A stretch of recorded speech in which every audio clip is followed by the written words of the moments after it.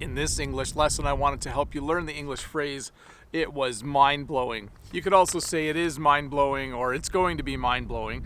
The tense doesn't actually matter. But when you talk about something that is mind-blowing, you're talking about something that's amazing and hard to understand, and it's just something that you're just not sure how to comprehend it. That was a pretty difficult explanation, I think. Let me rephrase that. If I go and see an amazing movie with lots of special effects, I could say the movie was mind-blowing. It was mind-blowing. I was just amazed and in awe at all the special effects that they used. If I think about the pandemic ending, I think that the first concert I go to is going to be mind-blowing because it will be so much fun to be with other people listening to music again. Hey, the other phrase I wanted to teach you is very similar, and it blew my mind. So we can say something was mind-blowing, but we can also say it blew my mind, and it means exactly the same thing. If I watch a really cool movie, I could later say to someone, oh, it blew my mind. The special effects in the movie were amazing. The story was amazing. There were so many awesome car chases. It blew my mind. Basically, it means you were just amazed. It was hard to take it all in. It was very exciting. It's just an expression we use when we think something was really awesome or cool, but it can also mean something that's hard to understand. I got to be careful here how I define it. Because you can also say something like this. You know, it blows my mind to think that the whole world is going through the same experience right now. With this pandemic. So that's not a positive use of the phrase, but it certainly reflects something that's hard to understand or comprehend, or something that's amazing. So to review, if I say that it was mind-blowing, or if I say it blew my mind, I'm talking about things that are just hard to understand or comprehend. Hey, let's look at a comment though from a previous video.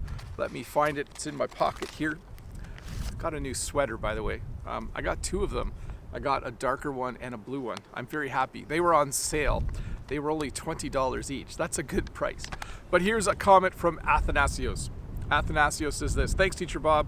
I'm trying to get my head around how this blender works. I can't make heads or tails of it.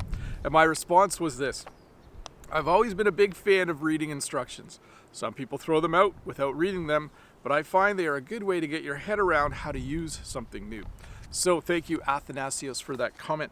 I'm not sure if you're reading the instructions for the blender that you're talking about, but I will tell you this. In life, I have always been an instruction reader. I don't know if that's part of the personality of someone who becomes a teacher. When I buy something new, I read the instructions before I start using it. Makes me sound a little bit like a geek. But you know what? I always found that when you buy something, it's well worth it. It's worth your while to read the instructions so you know how to use it. Otherwise, you might do something wrong and break that new thing that you bought, or plug it in wrong, or hook it up wrong, or do something wrong with it. So even as a young child, the first things I started to buy with some money I had, I think I bought a radio and I read the instructions. I read the instruction manual from front to back before I started using it. And I kind of remember my brother thinking that was a little bit odd to do that. Some people do that. They open something new and they throw the instructions out and they try to figure it out themselves. And I don't know if that's the best way to do it. If you don't read instructions, it's probably at least a good idea to watch a YouTube video that tells you how to use that new thing that you're trying to use. Anyways, Bob the Canadian here. Hope you're having a good day.